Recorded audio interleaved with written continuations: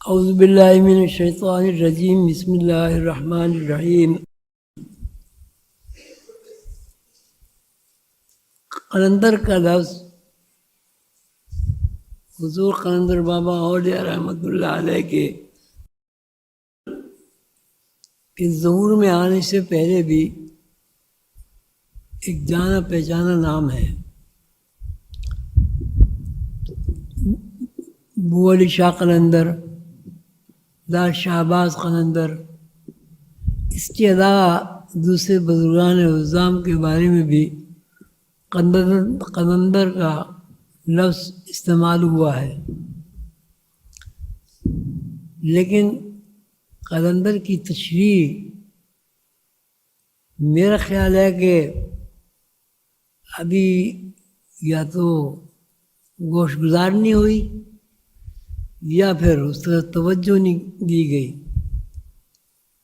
اب یہ سلسلہ عظیمیہ کے بارے میں عام طور پر یہ کہا جاتا ہے، جو صحیح ہے، کہ سلسلہ عظیمیہ میں قلندری رنگ نمایاں ہے، قلندری رنگ نمایاں ہے۔ تو وہ قلندری رنگ کے بارے میں کوئی وضاحت ابھی تک کسی صاحب نے نہیں چاہی، حالانکہ یہاں 20 سال 30 سال کے لوگ ہیں۔ قلندر صاحب قلندر بابا اولیاء، دار شہباز قلندر، پانی پت کے بو علی شاہ قلندر، نام بہت لیے جاتے ہیں، لیکن اس کی تشریح کم از کم میری زندگی میں تو کسی نے نہیں پوچھی، نہ کوئی تذکرہ کیا۔ بس ایک نام ہے، جیسے عبدال، اس کا بھی ایک نام ہے، جیسے غوث، اس کی تشریحات کے بارے میں بھی لوگ نہیں جانتے، یا نہیں جاننا چاہتے، نہیں سمجھنا چاہتے۔ بہرحال ویسے تو قلندر ایک آزاد طرز فکر کا نام ہے۔ قلندر جو آزاد طرز فکر رکھتا ہو، ایسی آزاد طرز فکر جس میں کائناتی خطوط پردے میں ہوں اور اللہ تعالی شانہ کی شان ظاہر ہو۔ اس کو آسان الفاظ میں آپ یوں بھی بیان کر سکتے ہیں، قلندر کا مطلب ہے آسان، قلندر کی طرز فکر ہے راست طرز فکر، آزاد طرز فکر، صراط مستقیم کی طرز فکر، اور وہ طرز فکر جو اللہ تعالیٰ جس طرز فکر کو پسند فرماتے ہیں۔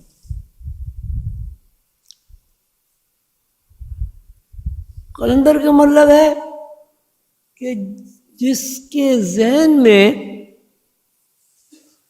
مخلوق اور خالق کی دوئی کا تصور مغلوب ہو جائے، وہ خالق میں ہی سب کچھ دیکھتا ہے۔ اسے جب بھی کوئی چیز نظر آتی ہے یا اس پہ تفکر کرتا ہے تو اس میں وہ اللہ کو دیکھتا ہے۔ ید اللہ فوق ایدیہم،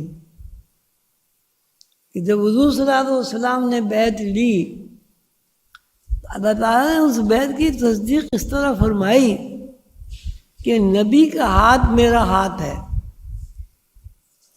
اس کے علاوہ بھی اور کئی آیتیں ہیں، نحن اقرب الیہ من حبل الورید۔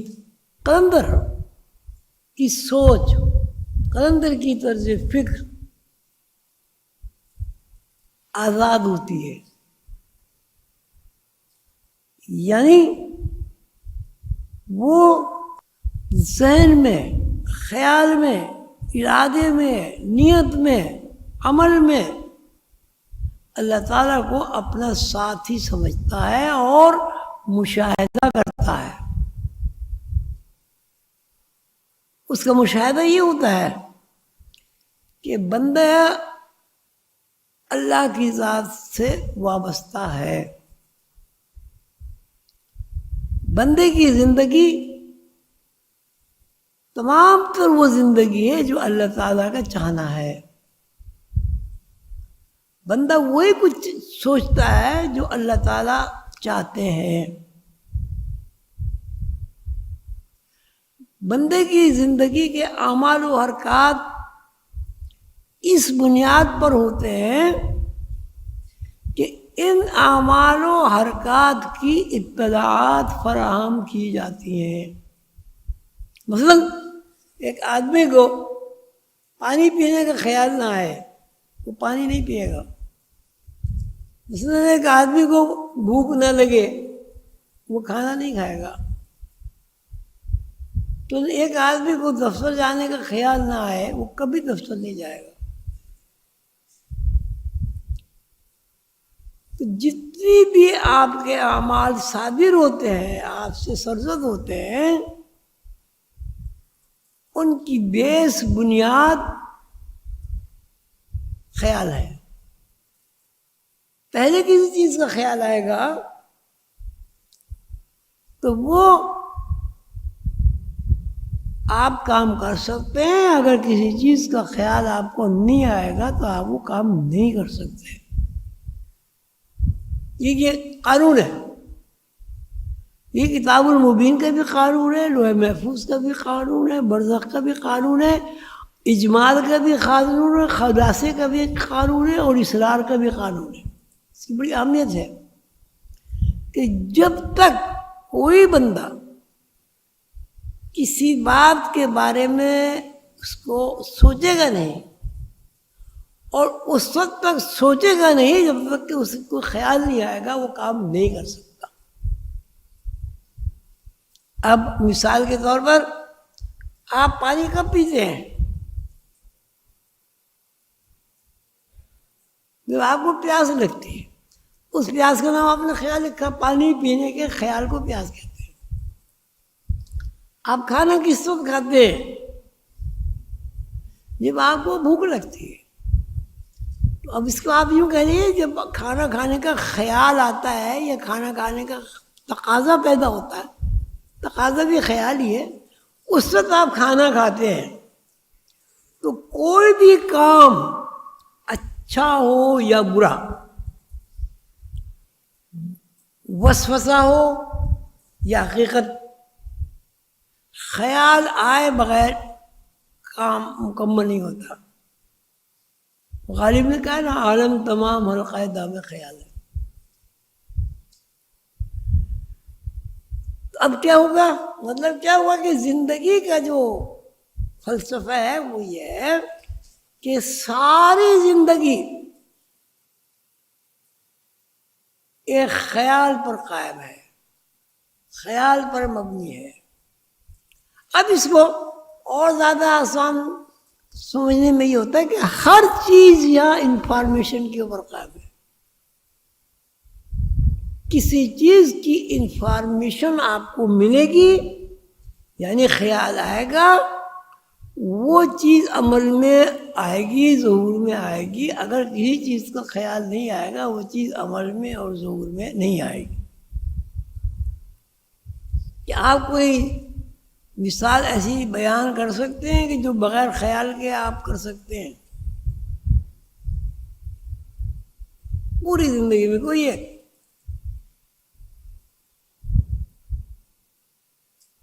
ایک کروڑوں ہیں،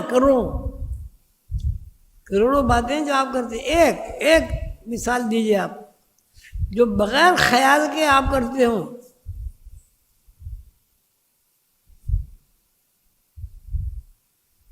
کھانا پینا، سونا، جاگنا، شادی بیاہ، بچے، دفتر جانا، دفتر سے آنا، دفتر میں کام کرنا، غصہ کرنا، رحم کرنا، کسی کو اذیت پہنچانا، کسی کے ساتھ ہمدردی کرنا. کیا کوئی کام ایسا آپ زندگی میں بتا سکتے ہیں جو بغیر خیال کے ہو؟ نہیں بتا سکتے نا. تو اب اس کا مطلب ہے کہ آپ کی ساری زندگی خیال کی بلڈنگ پہ کھڑی ہے. اب خیال دو قسم کے ہوتے ہیں. خیال دو قسم کے ہوتے ہیں. ایک خیال میں رحمانی اوصاف کا غلبہ ہوتا ہے اور دوسرے خیال میں شیطانی اوصاف کا غلبہ ہوتا ہے. لیکن شیطنت بھی آدمی خیال آئے بغیر نہیں کرتا. نیکی بھی آدمی میں خیال آئے بغیر نہیں کر سکتا. آپ کوئی صاحب اتفاق کریں گے یا کوئی اعتراض اس پہ ہے تو سمجھنے کی کوشش کریں گے.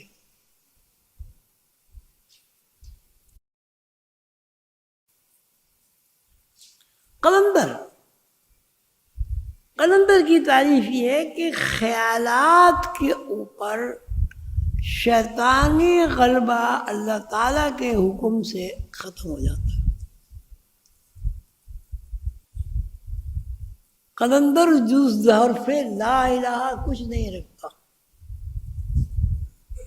قلندر جز دو حرف لا الہ کچھ نہیں رکھتا. یعنی قلندر جو ہے لا الہ کو جانتا ہے بس. قلندر جز دو حرف لا الہ کچھ نہیں رکھتا. فقیہ شہر قارو ہے لغت خواہ حجازی کا. فقیہ شہر جو ہے وہ ایک لغت کا بادشاہ ہے. یہ تو بھائی لا الہ جانتا ہے. اب بظاہر یہ بات بڑی عجیب ہے, لا الہ کوئی معبود نہیں.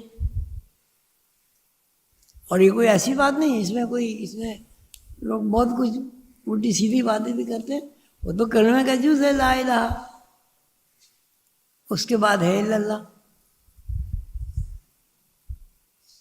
جب آپ پہلے کلمہ پڑھتے ہیں تو پہلے لا الہ کوئی معبود نہیں الا اللہ مگر اللہ.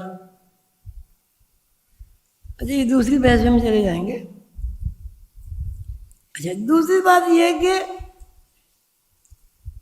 قلندر کو ارادے اور نیت میں یکسوئی حاصل ہو جاتی ہے. یعنی وحدانیت کا رنگ غالب آ جاتا ہے.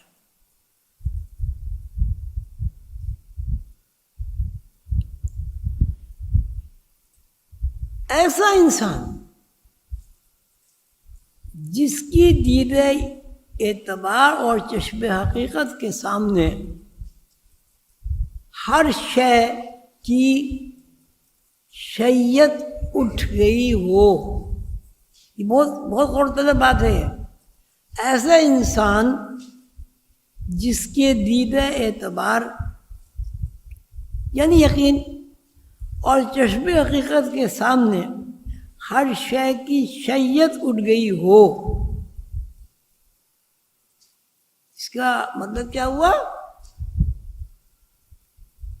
کہ مادی وجود کی جو تعریف ہے اس کے ذہن میں ثانوی درجہ حاصل کر لے. اور ظاہر ہے جب ثانوی درجہ شیعت کو کسی چیز کے وجود کو شے کو حاصل ہو جائے گی تو حقیقت سامنے جو اس کی آئے گی وہ روح ہوگی. تو وہ جو کچھ سمجھتا ہے دیکھتا ہے وہ روح سے دیکھتا ہے.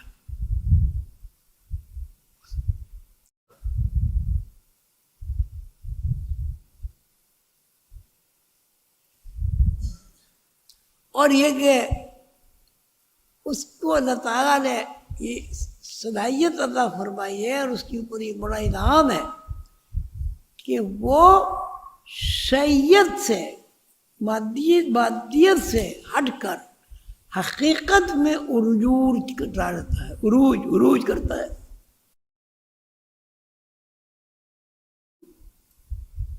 یہاں تک کہ مقام وحدیت کے مشاہدے میں غرق ہو جاتا ہے، یعنی ڈوب جاتا ہے۔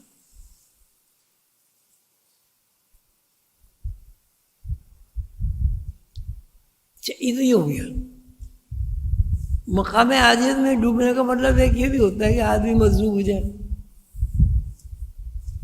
شعور اس کا مغلوب ہو جائے۔ ایک شعور ہوتا ہے، کیا ہوتا ہے؟ لیکن اللہ تعالیٰ کے یہ بات میں جو کہہ رہا ہوں زور دے، لیکن وہ جو کچھ کرتا ہے، جو کچھ سوچتا ہے، جو کچھ کرتا ہے، جو کچھ کہتا ہے، وہ کیئر آف اللہ ہوتا ہے۔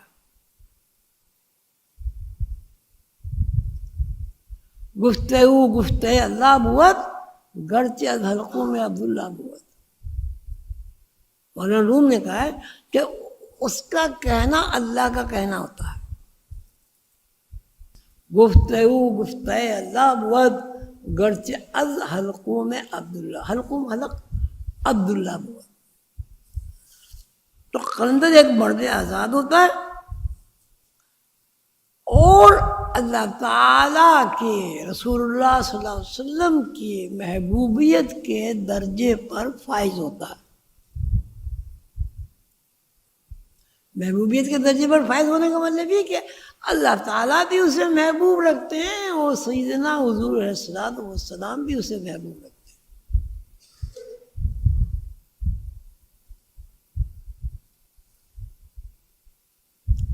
قلندر میں اہل تصوف کہتے ہیں قلندر میں دوئی بالکل نہیں رہتی، وہ ہر وقت رسول اللہ صلی اللہ علیہ وسلم کی عنایت اور اللہ تعالیٰ کی خصوصی مہربانی اور محبت سے دوئی سے آزاد ہو جاتا ہے۔ یہ کا قلندری مقام یہ ہے، قلندری مقام یہ ہے کہ یہاں دوئی بالکل نہیں رہتی۔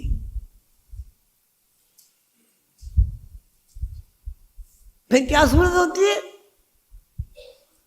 مولانا روم کے کہنے کے مطابق من تو شدم تو من شدی، یعنی اللہ تعالیٰ سے اتنی زیادہ قربت ہو جاتی ہے اللہ تعالیٰ کے حکم سے اور سیدنا حضور صلی اللہ علیہ وسلم کی عنایت سے کہ وہ اللہ تعالیٰ کو دیکھتا ہے اور اللہ تعالیٰ اسے دیکھتا ہے۔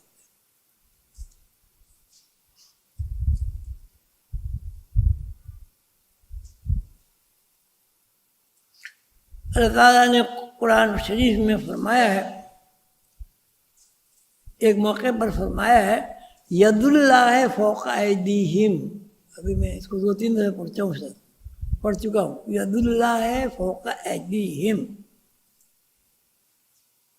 یعنی جب بیعت کی صحابہ کرام نے رسول اللہ صلی اللہ علیہ وسلم سے، تو اس بیعت کو اللہ تعالیٰ نے اپنی بیعت فرمایا، ید اللہ فوق ایدیہم، ان کے ہاتھوں پر اللہ کا ہاتھ ہے نا، کہ تم نے رسول اللہ صلی اللہ علیہ وسلم سے جو بیعت کی وہ اللہ سے بیعت کی۔ یعنی جب لوگ بیعت کر رہے تھے تو رسول اللہ صلی اللہ علیہ وسلم اس وقت مشاہدہ حق میں مصروف تھے، جس کو اللہ تعالیٰ نے اپنی بیعت فرمایا۔ حالانکہ بیعت کے وقت صحابہ کرام کے ہاتھ نبی مکرم علیہ السلام کے ہاتھ پر تھا، لیکن اللہ تعالیٰ نے اس کو اپنا ہاتھ بیان فرمایا۔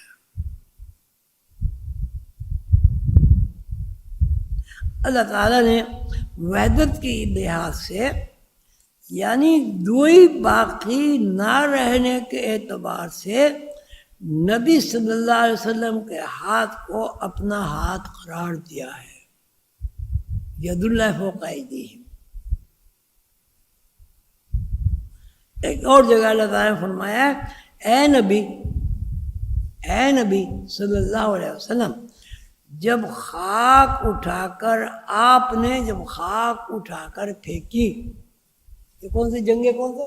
بدر میں، جنگ بدر میں اے صلی اللہ علیہ وسلم آپ نے جب خاک اٹھا کر پھینکی تو آپ نے خاک اٹھا کر نہیں پھینکی، بلکہ وہ اللہ نے خاک اٹھا کر پھینکی تھی۔ اس کو قرآن پاک نے بھی فرمایا ہے، والراسخون فی العلم ہے، اور جن لوگوں کو اللہ تعالیٰ کے علوم حاصل ہو جاتے ہیں، یعنی حقیقی علوم حاصل ہو جاتے ہیں، والراسخون فی العلم ہے، یقولون وہ کہتے ہیں آمنا بہ، ہم اس بات پر یقین رکھتے ہیں، کل من عند ربنا، جو لوگ راسخ فی علم ہو جاتے ہیں، یعنی علم میں یقین کا درجہ حاصل کر لیتے ہیں، وہ کہتے ہیں کہ یہاں جو بھی کچھ ہے وہ سب اللہ کی طرف سے۔ والراسخون فی العلم یقولون آمنا بہ کل من عند ربنا، بس اب اس کو آپ کہیں جی کیسے ہوگا، اب پیدا آپ ہوئے، آپ کو تو پتہ ہی نہیں،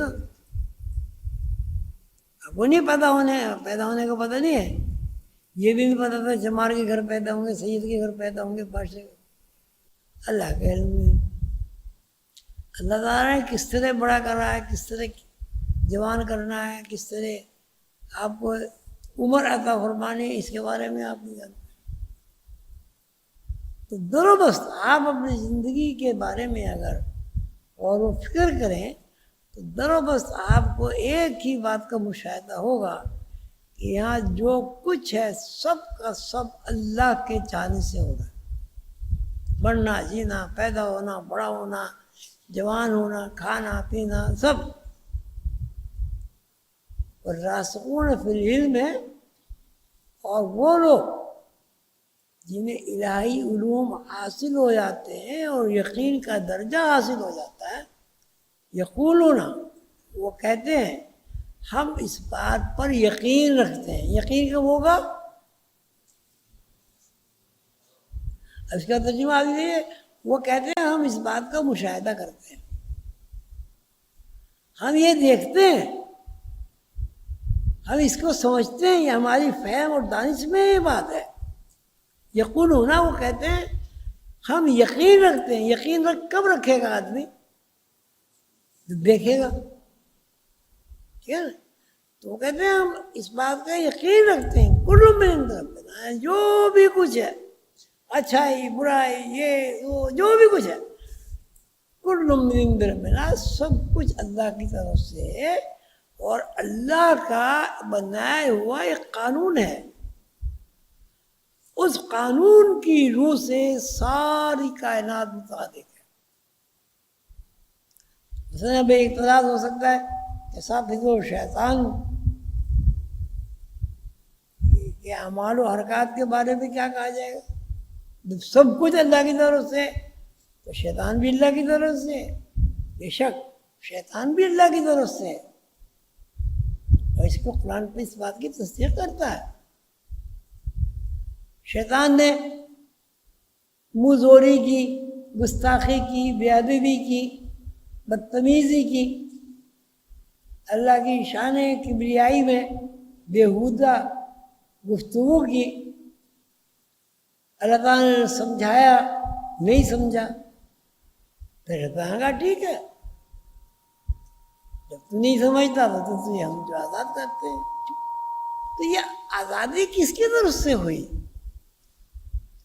اللہ کی طرف سے ہوئی، لیکن اللہ تعالیٰ نے قانون بنا دیا کہ بیہودہ گوئی، ضد، ہٹ دھرمی، کبر، یہ اللہ تعالیٰ کو ناپسند ہے، یہ بھی اللہ کا بنایا ہوا قانون ہو گیا، اور اس کی یہ سزا ہے، یہ بھی اللہ کی طرف سے۔ لیکن ساتھ ساتھ اللہ تعالیٰ نے یہ بھی ارشاد فرمایا کہ اگر تم یہ کام نہیں کرو گے، برے شیطانی کام نہیں کرو گے، بھائی تم اللہ کے محبوب بندے ہو، تو یہ بھی اللہ کی طرف سے۔ تو یہاں راسخون فی العلم ہے، جن لوگوں کو اللہ تعالیٰ علوم عطا فرما دیتا ہے اور وہ اپنے علم میں راسخ ہو جاتے ہیں، علم حقیقت سے واقف ہو جاتے ہیں، یقولون، وہ کہتے ہیں کل من طرف، یہاں ہر چیز اللہ کی طرف سے۔ اب آپ پیدا ہوتے ہیں، اللہ نے چاہا تو پیدا ہوئے نا، یہ تو اب بات کی بات ہے کہ ایک آدمی رحمانی اور صاف کو اختیار کرتا ہے، یہ شیطانی اور صاف کو اختیار کرتا ہے، ایک بات۔ دوسری بات بڑی عجیب ایک اور ہے، اور دو چیزیں بیان نہیں کی جائیں گی، اچھائی اور برائی۔ اچھائی کا وجود تیرے بحث نہیں آئے گا، برائی ہوگی تو اچھائی ہے، تو اب برائی کا ہونا اس لیے بھی ضروری ہے کہ آدمی کو اللہ تعالیٰ نے با اختیار بنایا ہے۔ اب دو چیزیں اللہ تعالیٰ نے سامنے رکھی، اب ان دونوں چیزوں کا اختیار دیا کہ ان میں سے کوئی ایک چیز پسند کر لو، اختیار کر لو، قبول کر لو۔ تو اگر دو چیزیں نہیں ہوں گی تو آپ کو پتہ کیسے چلے گا اچھائی کیا ہے، برائی کیا چیز؟ یہ کیسے علم ہوگا کہ اللہ تعالیٰ اس چیز کو پسند فرماتے ہیں اور اس چیز کو ناپسند فرماتے ہیں؟ اس بات کا ادراک آپ کو کیسے ہوگا کہ اگر ہم نے یہ کام کیا تو ہمارے لیے جنت ہے، اور اس بات کو ہم نے اگر اختیار کیا تو ہمارے لیے دوزخ ہے؟ اگر ہم نے یہ کام کیا تو اللہ تعالیٰ کی خوشنودی حاصل ہوگی، اگر ہم نے یہ کام کیا تو شیطان کی خوشنودی حاصل ہوگی۔ وَمِن كُلِّ شَيْءٍ خَلَقْنَا زَوْجَيْنِ، ہر چیز اللہ تعالیٰ نے دو رخوں پر پیدا کی ہے۔ جب دو رخ نہیں ہوں گے تو ایک رخ کا تذکرہ نوع انسانی کے عقل و شعور میں کیسے آئے گا؟